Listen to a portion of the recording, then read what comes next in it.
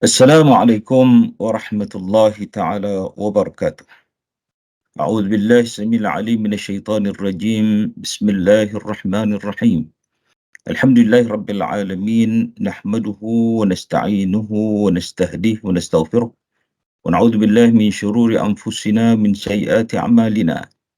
Man yahdihillahu fala mudilla lahu wa man yudlil fala hadiya lahu. Rabbi shrah li sadri wa yassir li amri wahlul 'uqdatam min lisani yafqahu qawli. Allahumma arinal haqqa haqqan warzuqna ittiba'ah wa arinal batila batilan warzuqna ijtinabah. Tuan-tuan dan puan yang dirahmati Allah Subhanahu wa taala, pada kesempatan ini sempena dengan bulan Ramadan al-Mubarak yang penuh dengan keberkatan, penuh dengan kerahmatan, penuh dengan keampunan dan maghfirah Allah Subhanahu wa taala, dan pelbagai lagi keistimewaan lain. Sukacita saya mengajak tuan-tuan dan puan semua untuk kita melihat, berfikir dan meneliti satu perbincangan tajuk yang saya kira sangat penting untuk dibincangkan sempena dengan ibadat puasa pada bulan Ramadan ini. Saya ingin membincangkan mengenai tujuan dan objektif berpuasa, atau dengan bahasa yang lebih bombastiknya ialah falsafah di sebalik ibadat puasa itu. Apakah tujuan berpuasa? Apakah objektif berpuasa? Apakah puasa itu mempunyai satu tujuan sahaja atau beberapa tujuan? Apakah puasa itu sebagaimana yang dilakukan oleh sebahagian umat Islam pada hari ini, sekadar tidak makan, tidak minum khususnya, dan perkara-perkara lain, dan meninggalkan perkara-perkara lain yang boleh membatalkan puasa pada bulan Ramadan ini. Sedangkan puasa ini merupakan rukun Islam, salah satu rukun Islam yang melibatkan kebahagiaan atau kesengsaraan, yang melibatkan orang yang berpuasa akan dimasukkan syurga, dan orang yang meninggalkan puasa pula akan masuk ke neraka. Jadi apakah tujuan puasa itu? Sekadar meninggalkan makanan dan minuman dan perkara lain. Untuk menjawab persoalan ini, saya ingin mengajak tuan-tuan dan puan semua untuk melihat ciri dan sifat puasa itu. Dan juga kita boleh kaitkan dengan perkataan yang digunakan untuk berpuasa itu dalam bahasa Arabnya, itu as-siyam. Yang digunakan oleh Al-Quran Karim sendiri, as-siyam. As-siyam dalam bahasa Arab atau dalam Al-Quranul Karim secara amnya bererti al-imsak. Fokusnya imsak, iaitu menahan diri, mengawal diri, mengontrol diri daripada perkara-perkara yang boleh membatalkan puasa. Bermula dengan makan, minum, melakukan hubungan sejenis dan sebagainya. Itu arti as-siyam, artinya menahan diri, mengawal diri, mengontrol diri. Ini fokus beribadat puasa ini. Selebihnya, seterusnya saya suka membandingkan puasa ini dengan rukun-rukun Islam yang lain dalam usaha untuk kita melihat ciri puasa itu. Jadi kalau kita cuba bandingkan puasa, ibadat puasa yang merupakan rukun Islam dengan rukun-rukun Islam yang lain, seperti salat, zakat, haji khususnya, kita dapati bahawa puasa ini mempunyai keunikannya tersendiri. Cirinya yang khusus. Kalau solat, zakat dan haji merupakan arhan untuk melakukan sesuatu. Arhan untuk membuat. Buatlah, dirikanlah solat, keluarkan zakat, tunaikan haji. Artinya buatlah. Tapi ibadat puasa ini cirinya berbeza. Yang kita boleh ringkaskan dalam satu kata-kata, jangan. Jangan. Itu arahan untuk meninggalkan perkara-perkara yang boleh membatalkan puasa. Jangan lakukan. Jadi kalau kita kaitkan dengan makna bahasa as-siyam tadi, jangan lakukan perkara-perkara yang boleh membatalkan puasa yang bermula dengan proses mengawal, menahan diri, mengontrol diri. Jadi kontrol, kawal, tahan diri dia melakukan perkara-perkara yang membatalkan puasa. Persoalannya ialah apa yang perlu ditinggalkan, apa yang perlu dikawal, apa yang perlu ditahan. Dia tahu perkara-perkara yang perlu ditinggalkan. Saya lebih suka guna kata dikawal, dikontrol, ditahan pada bulan puasa ini. Iaitu makan, minum, hubungan kelamin dan sebagainya. Kalau kita teliti perkara-perkara yang dilarang, diminta daripada kita untuk kita kawal, kontrol ini, kita dapati bahawa semuanya berkaitan dengan nafsu yang ada pada manusia, syahwat yang ada pada manusia. Kalau kita teliti lagi perkara-perkara atau jenis-jenis nafsu ataupun ciri-ciri nafsu, bahagian-bahagian nafsu, kita dapati bahawa nafsu ini mempunyai tahap dan tingkatnya yang tersendiri. Mempunyai beberapa tahap, mempunyai beberapa tingkat atau peringkat. Berdasarkan kepada kesukaran dan kecabaran, kesukaran dan cabaran yang terpaksa dihadapi. Jadi kalau cabaran untuk meninggalkan makan ke satu peringkat, cabaran untuk mengawal nafsu kelamin, hubungan kelamin, mengawal nafsu melakukan maksiat, dosa berkaitan dengan percakapan dan penglihatan, satu peringkat lain. Jadi berdasarkan kepada pembahagian puasa yang dilakukan oleh Al-Imam Al-Ghazali rahimahullah, yang membahagikan puasa itu ada 3 peringkat. Cuma saya melihat dari sudut jenis nafsu, cabaran terpaksa yang dihadapi oleh orang berpuasa berkaitan dengan nafsu ini, kita boleh bahagikan kepada 3 peringkat. Yang pertama, nafsu berkaitan makan, minum dan hubungan kelamin. Yang pertama. Ya, memang makan, minum itu nafsu, berkaitan dengan nafsu sebenarnya. Sebab itu kita sebut nafsu makan, nafsu minum, nafsu hubungan kelamin, nafsu. Yang seterusnya ialah nafsu berkaitan dengan anggota dan panca indera manusia. Terfokuskan kepada beberapa anggota, khususnya mata, telinga, ya, dan mulut. Nafsu-nafsu yang melibatkan anggota-anggota ini boleh membawa kepada melakukan maksiat dan dosa. Mata melihat pada perkara haram. Telinga mendengar kepada hiburan-hiburan yang melalaikan, bahkan mendengar kepada umpatan, cacian dan sebagainya. Mulut, antara nafsu berkaitan dengan mulut, yang bercakap dengan perkara-perkara yang lara, apatah lagi menipu, berdusta, mengumpat dan sebagainya.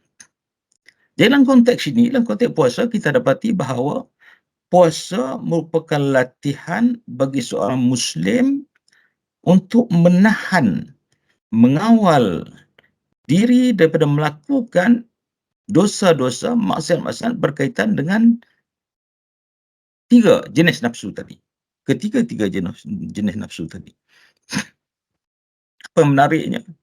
Mungkin kita boleh lihat dari segi umum, dari sudut lebih umum sebelum kita pergi kepada penelitian. Antara perkara yang dilarang untuk kita melakukan atau kita menahan diri kita dan melakukan perkara larangan itu ialah larangan berkaitan makan minum khususnya. Adakah makan minum itu perkara diharamkan? Tidak. Makan minum itu adalah perkara yang diharuskan dalam bulan-bulan lain, tapi dalam bulan puasa ini diharamkan, dihalang, ditegah daripada melakukannya. Ini memberi pengajaran kepada kita bahawa di samping ciri puasa yang utama tadi iaitu menahan, mengawal, mengontrol nafsu, kita dapati bahawa satu pengajaran yang sangat besar kepada kita, kepada umat Islam, iaitu puasa ini menunjukkan satu ciri kepatuhan yang mutlak, pengabdian diri yang sepenuhnya, ubudiyah mutlakah, sepenuhnya kepada Allah Subhanahu Wa Taala, apa sahaja arahan, walaupun perkara yang sama tapi diharuskan dalam satu masa dan diharamkan di masa yang lain. Kita kena ikuti, wajib ikut, pasti ikut, kena taat. Tanpa kita mempersoalkan perkara ini harus pada waktu-waktu lain, tapi pada waktu ini, pada masa ini diharamkan. Kenapa? Kita tidak ada hak untuk bertanya, untuk mempersoalkan, apatah mempersoalkan. Jadi menunjukkan bahawa puasa itu memberi pengajaran kepada kita bahawa seseorang Muslim harus mempunyai sifat ubudiyah mutlakah, ketundukan, kepatuhan, pengabdian diri sebenarnya yang secara mutlak sepenuhnya, tanpa sedikit pun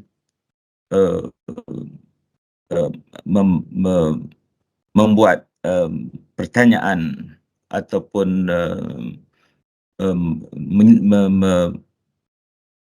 membuat pertanyaan ataupun menyanggah atau dengan perasaan syak, wasangka dan seumpamanya.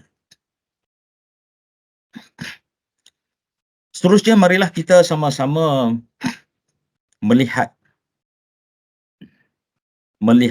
meneliti nafsu-nafsu ataupun jenis-jenis nafsu, peringkat-peringkat nafsu yang dihalang, diminta oleh umat Islam untuk kita tahan, kita kawal dan kita kontrol. Yang disebutkan tadi pertamanya ialah nafsu berkaitan makan minum, yang keduanya nafsu berkaitan dengan anggota panca indera manusia, yang ketiganya nafsu berkaitan dengan yang ketiga ialah nafsu berkaitan dengan hati, perasaan, emosi dan pemikiran. Ada tiga sebenarnya.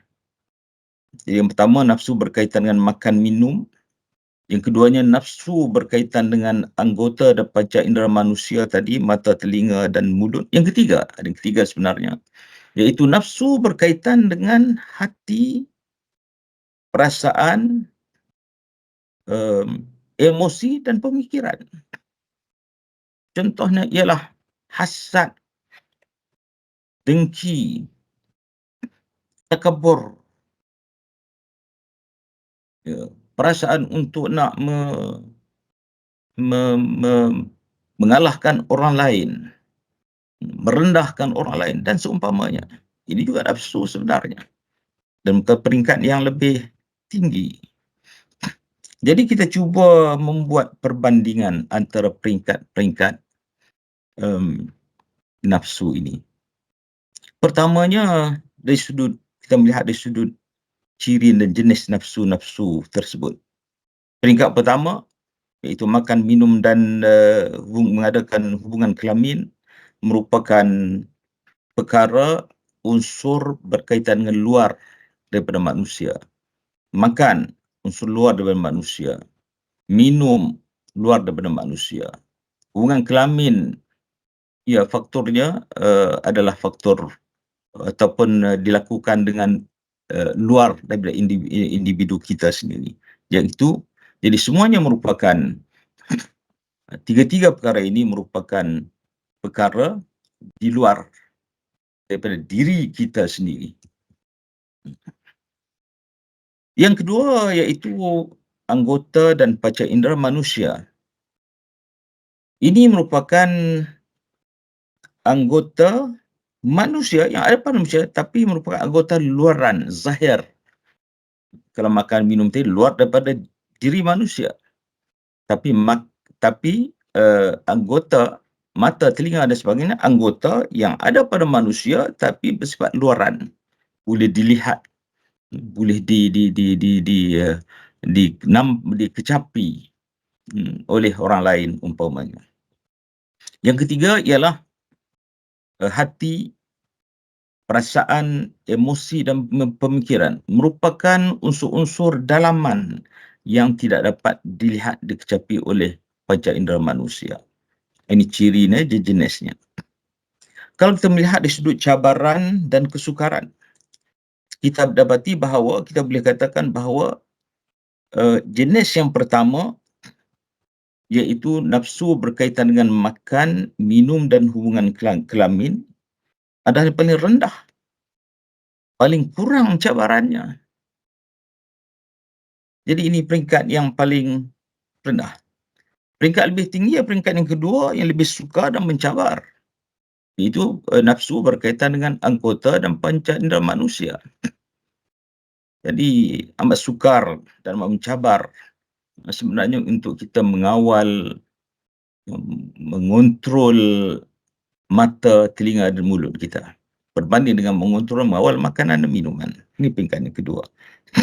Peringkat yang ketiga ada paling sukar dan paling mencabar untuk kita nak mengontrol, mengawal perasaan, emosi, pemikiran kita. Ini peringkat yang paling tinggi sebenarnya. Sebab itu kalau kita melihat, kita boleh keluar sedikit daripada perbincangan puasa ini, kita melihat bahawa kita membandingkan antara surah Al-Falq dan surah An-Nas. Dua surah yang merupakan cabaran pada manusia, tapi bentuk jenisnya yang berlainan. Surah Al-Falaq berkaitan dengan cabaran masalah luaran manusia, iaitu berkaitan dengan qul a'udzu min syarri ma khalaq, min syarri ghasiqin idza waqab, min syarri naffatsat fil 'uqad, wa min syarri hasidin idza hasad. Cabaran-cabaran berkaitan dengan perkara luaran. Qul a'udzu bil falaq min syarri ma khalaq, kejahatan, keburukan yang ada di luar sana. Min syarri naffatsat, tukang-tukang sihir yang melakukan sihir melalui hembusan. Min hasidin, orang yang hasad, luar daripada diri kita manusia. Jadi digunakan, Allah Ta'ala menggunakan di permulaan, Qul a'udzu bi rabbil falaq, aku berlindung dengan Tuhan Al-Falaq. Banyak makna yang ditafsirkan perkataan falaq, antaranya ialah malam dan memecahkan malam dan sebagainya. Yang penting Allah Ta'ala menggunakan untuk cabaran luarannya, Allah Ta'ala menggunakan bahawa kita berlindung, kita mesti berlindung, mohon perlindungan kepada Allah SWT yang sifatnya adalah Rabbil Falaq. Satu saja. Tapi apabila kita melihat, kita bandingkan dengan cabaran dalaman dalam surah An-Nas, yang mana cabarannya ialah al-waswasil khannas, waswas, bisikan jahat, bisikan jahat daripada syaitan terutamanya. Dia apa digunakan oleh Allah SWT? Apa yang Allah Ta'ala gunakan? Ayat yang digunakan. Jadi kita baca punya Qul a'udzu birabbin nas, malikin nas, ilahin nas. Tiga perkara. Allah Ta'ala minta supaya kita berlindung kepada Allah SWT dengan disebut tiga sifat Allah SWT. Rabbin nas, malikin nas, ilahin nas. Tuhan pengurus pentadbir alam ini, malikin nas, pemerintah yang menguasai manusia, ilahin nas, sembahan manusia. Jadi untuk perkara luaran cabaran luaran hanya digunakan Rabbil Falaq. Tapi untuk cabaran dalaman al-waswasil khannas, bisikan jahat ini, kita menggunakan, atau Allah SWT menyarankan kita, memerintahkan kita untuk berdoa, meminta perlindungan kepada Allah SWT dengan 3 sifat ciri. Sifat Allah SWT, Rabbin Nas, Malikin Nas, Ilahin Nas. Menunjukkan bahawa cabaran dalaman itu adalah lebih sukar, lebih tinggi, lebih payah berbanding dengan cabaran luaran. Sebab itu kita akan katakan bahawa cabaran-cabaran atau nafsu berkaitan dengan hati, perasaan, emosi, pemikiran juga termasuk sebenarnya merupakan cabaran yang paling tinggi. Dan kita melihat bahawa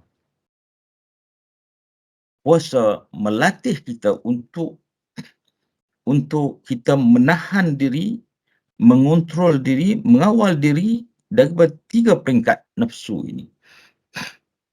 Cuma kita dapati bahawa Islam itu mempunyai metod, kaedah dia yang tersendiri. Yang kalau kita kaji, kita lihat bahawa Allah Subhanahu Wa Taala meminta kita untuk peringkat pertamanya sebagai permulaannya, sebagai latihannya untuk kita menahan diri kita, mengawal diri kita daripada makan dan minum. Dalam arti kata lain, Allah Ta'ala meminta kepada kita untuk kawal nafsu kita dengan melalui cara melemahkannya. Cara yang pertama ialah dengan tidak makan dan tidak minum. Apabila tidak makan dan tidak minum, maka badan kita akan menjadi lemah, merasa lemah. Dan ini boleh ataupun diharapkan dapat membantu kita untuk menahan, mengawal daripada melakukan dosa dan maksiat pada peringkat seterusnya, iaitu dosa dan maksiat berkaitan dengan keluaran, mata, anggota luaran, panca indera, mata, telinga dan mulut terutamanya dan khususnya. Jadi tidak makan dan tidak minum itu merupakan latihan permulaan supaya badan menjadi lemah. Dah dengan itu manusia atau seorang berpuasa itu dapat menahan, mengontrol nafsunya yang pada peringkat seterusnya, iaitu berkaitan dengan panca inderanya. Jadi apabila seorang itu lemah, maka dia merasa malas umpamanya untuk nak bercakap, khususnya perkara-perkara yang lara. Dia merasa malas umpamanya untuk melihat perkara-perkara yang boleh perkara yang mengharamkan, untuk mendengar perkara yang lara. Disebabkan keadaannya lemah, mungkin menyebabkan dia lebih ataupun lebih suka dalam khususnya ketika sangat lemah untuk berehat, untuk tidur terutamanya. Dan seterusnya, apabila panca indera dapat dikuasai, dikontrol, maka dengan harapannya bahawa seorang yang berpuasa itu dapat meningkat kepada peringkat seterusnya, iaitu dapat menguasai, mengontrol hati, perasaan, emosi dan pemikiran. Jadi kita lihat bahawa ibadat puasa itu mempunyai tujuan falsafahnya yang tersendiri. Ada dia punya tindakannya, program-programnya yang harus kita teliti. Jadi tidak makan dan tidak minum itu hanya merupakan peringkat permulaan, latihan untuk melemahkan nafsu, dan dengan sebab itu boleh seseorang Muslim yang berpuasa itu dapat mengontrol panca inderanya, mata, telinga dan mulutnya, dan seterusnya dapat mengontrol hati, perasaan dan emosi termasuk juga dan juga pemikiran. Sebab itu kalau kita boleh ringkaskan, kita membuat conclusion, khulasah, bahawa puasa itu mempunyai 3 tujuan objektif. Tiga objektif daripada rendah kepada yang lebih tinggi. Objektif yang pertama, tujuan pertama puasa itu menahan diri dan mengawal nafsu makan dan minum, serta mengadakan hubungan kelamin sebagai latihan awal. Ini objektif pertama. Dan objektif ini, tujuan ini dapat dicapai dengan meninggalkan makan, minum dan tidak melakukan hubungan kelamin. Dan terbatal apabila perkara tadi dilakukan. Makan, terbatal puasa. Minum, terbatal puasa. Mengadakan hubungan kelamin yang lebih besarnya, terbatal puasa dengan kafarahnya. Artinya objektif tujuan pertama tidak tercapai. Dan peringkat ini bukan peringkat yang paling rendah sebenarnya. Sebab kita dapati bahawa ramai manusia dapat mengawal diri dan makan dan minum, termasuk mengadakan hubungan kelamin. Imam Ghazali menyatakan peringkat ini, puasa peringkat ini merupakan puasa saumul awam, puasa orang awam. Cuma dalam kesempatan ini, dalam konteks ini, saya cuba ingin mengajak tuan-tuan dan puan-puan semua untuk muhasabah diri kita.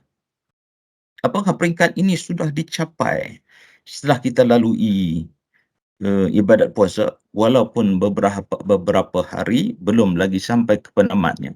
Apakah kita dapat mengontrol, mengawal nafsu berkaitan dengan makan minum kita? Kita khawatir umpamanya peringkat ini pun belum dicapai sepenuhnya. Mungkin telah dicapai, tapi pada kadar yang tertentu, bukan pada kadar yang sepenuhnya menepati hasrat tujuan sebenar berpuasa itu.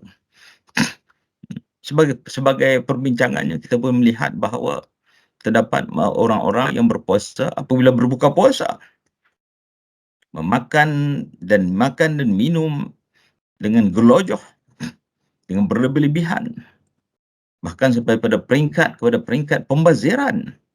Ini semua kita tahu benar berlaku di Malaysia dan negara umat Islam. Jadi artinya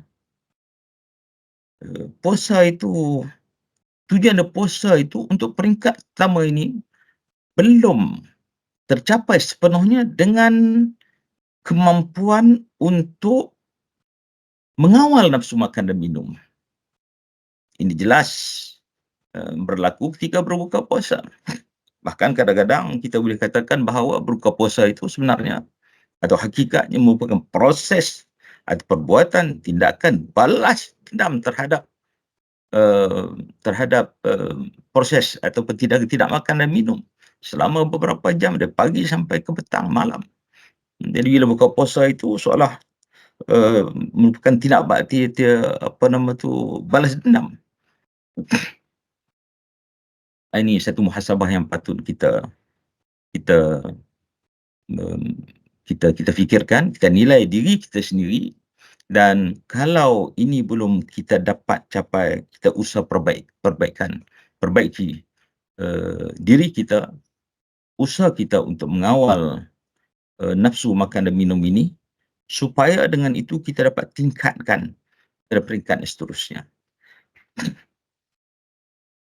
Tujuan objektif yang kedua adalah menahan dan mengawal nafsu berkaitan dengan panca indera supaya tidak melakukan maksiat dosa berkaitan dengan panca indera, khususnya mata, telinga dan mulut. Peringkat ini dapat dicapai, atau tujuan ini dan peringkat ini dapat dicapai dengan tidak melakukan dosa-dosa. Melihat perkara haram, mendengar perkara yang lara, bercakap yang tidak berfaedah, apatah lagi dosa, khususnya dosa yang melibatkan orang lain, mengumpat dan sebagainya. Baik, dengan melakukan perkara-perkara tadi, maka peringkat ini akan terbatal. Tujuan puasa yang kedua ini tidak tercapai. Dengan arti kata lain bahawa puasa, tujuan puasa atau puasa pada peringkat ini terbatal. Mungkin peringkat pertama tak batal, tidak makan, tidak minum, maka sah dari hukum fikahnya. Tapi untuk puasa pada peringkat kedua ini, objektif kedua ini, apa dilakukan maksiat-maksiat berkaitan dengan dilakukan oleh panca indera manusia, maka objektif tujuan kedua ini tidak tercapai. Artinya peringkat puasa ini tidak tercapai. Walaupun peringkat pertama ini mungkin tercapai, sudah dapat dicapai oleh seseorang yang berpuasa. Dan ini merupakan peringkat lebih tinggi, peringkat yang lebih mencabar sebenarnya. Dan Imam Ghazali menyebut bahawa seorang berjaya melakukan atau mencapai tahap ini merupakan puasa saumul khusus, puasa orang khusus.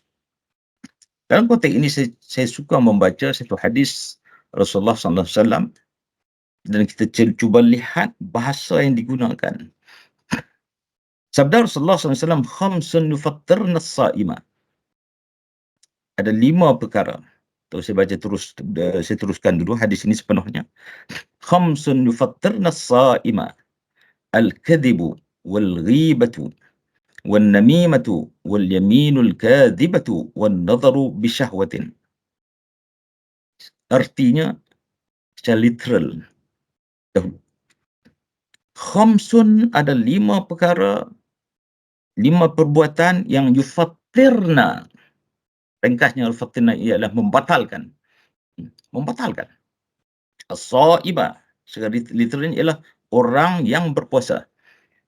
5 perkara boleh membatalkan orang yang berpuasa secara literal. Atau dengan bahasa lebih mudahnya, membatalkan puasa orang berpuasa. Artinya puasa pada peringkat ini tidak ada arti. Apakah 5 perbuatan itu? Al-kadhibu, tipu, menipu. Wal-ghibatu, mengumpat. Wan-namimatu, mengadu domba. Wal-yaminul kadhibatu, sumpah tipu, sumpah palsu. Wan-nadharu bisyahwatin, melihat dengan syahwat. Saya suka melihat atau mengkaji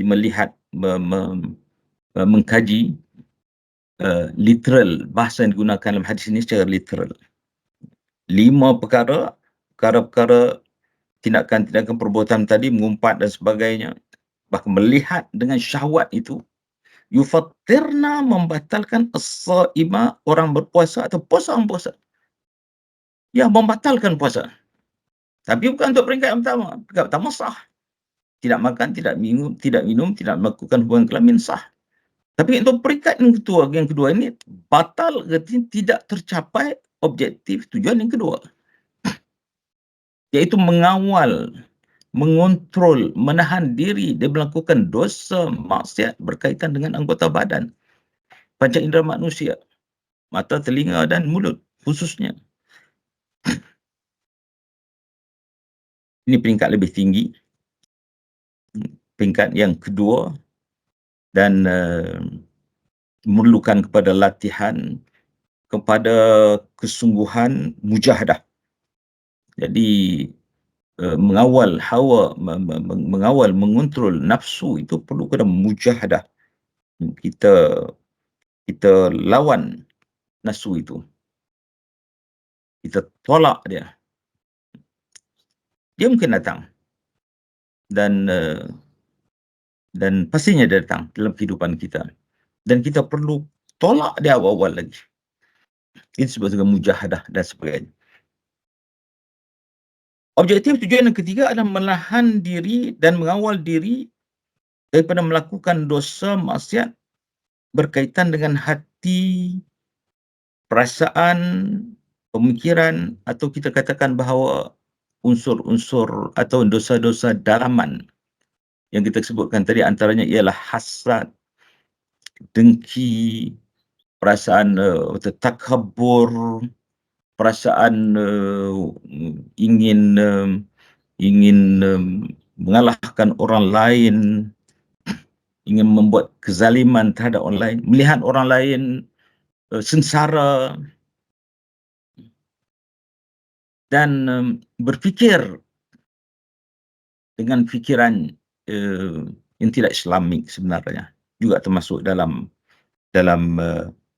kategori nafsu yang cuba atau yang diarahkan oleh Islam melalui ibadat puasa ini untuk dihalang, ditegah. Jadi peringkat ini boleh dicapai apabila perkara-perkara tadi, maksiat-maksiat berkaitan hati tadi dapat dihindari, ditinggalkan, ditahan, dikontrol. Tidak hasad, tidak dengki, tidak takabur, tidak berasa senang, umpamanya senang hati dengan kesusahan menimpa orang lain.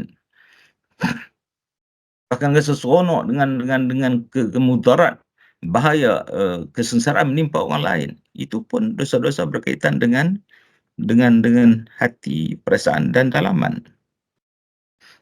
Sebab tu peringkat ini amat sukar sebenarnya. Tapi ia perlu dilatih dengan mujahadah, muraqabah dan sebagainya.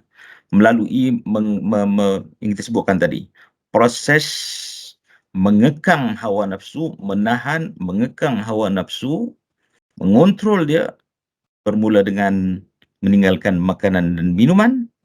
Selepas itu badan kita akan lemah, menyebabkan kita mampu untuk naik ke peringkat seterusnya, menguasai, mengawal nafsu berkaitan panca indera.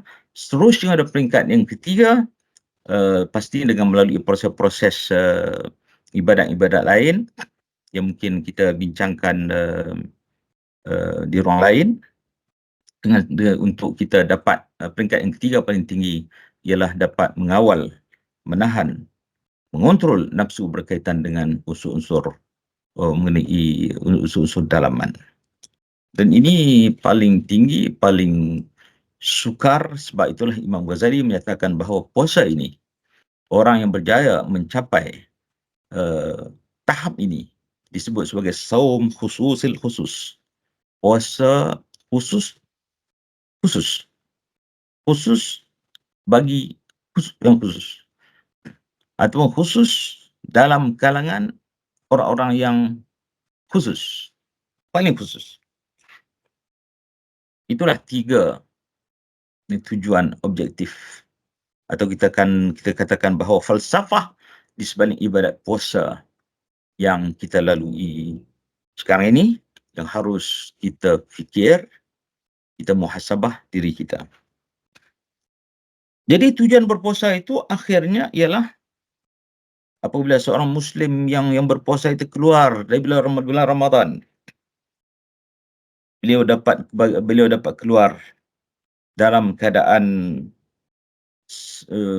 dalam bentuk dengan mempunyai ciri, sifat, perasaan, perbuatan dia sebagai seorang individu yang baru dari sudut menguasai nafsunya dengan 3 peringkat tadi. Jadi tamat Ramadan, seorang Muslim itu menjadi seorang Muslim, menjadi syakhsiah yang baru. Dapat mengontrol hawa nafsunya dengan 3 peringkat tadi. Kontrol hawa nafsunya. Bukan hawa nafsunya yang mengontrolnya. Jadi satu peringkat yang berbeza dengan sebelum ini. Mengontrol hawa nafsu. Yang sebelum ini, hawa nafsunya yang mengontrolnya.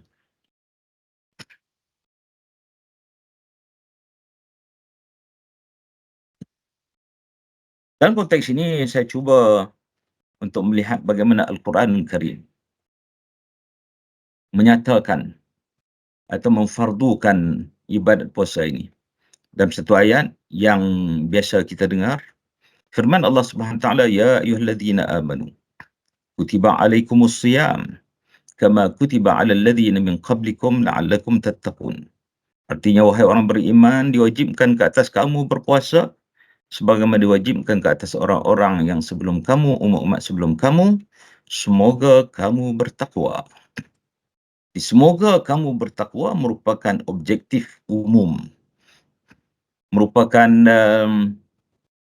tujuan atau matlamat akhir daripada berpuasa itu. Jadi tujuan berpuasa itu akhirnya ialah bertakwa, dengan maksud takwa yang cukup luas. Maksud takwa itu cukup luas sebenarnya kalau kita kaji. Saya suka melihat dari sudut bahasanya dulu. Taqwa itu berasal daripada perkataannya adalah ittaqa, tapi asal perkataan 3 hurufnya adalah waqa, yaqi, wiqayah. Yang bererti memelihara, waqina adzabannar, pokoknya peliharalah daripada api neraka. Wiqayah, waqa, yaqi, wiqayah, pelihara. Pelihara, jaga, kawal, tahan, kontrol, itu maksud taqwa, itu maksud waqa, wiqayah itu. Dan ini selari dengan apa kita bincangkan sebelum ini, bahawa puasa itu cirinya ialah tahan, kontrol, kawal dan seumpamanya. Jadi perkataan yang digunakan itu sebenarnya betul-betul menggambarkan ciri berpuasa, tindakan harus dilakukan ketika puasa, bahkan itu matlamat akhir dari puasa itu. Jadi menjadikan seorang puasa itu dapat melahirkan seorang Muslim yang mempunyai ciri dapat mengontrol, mengawal, menahan dirinya daripada segala nafsu yang kita bincangkan tadi.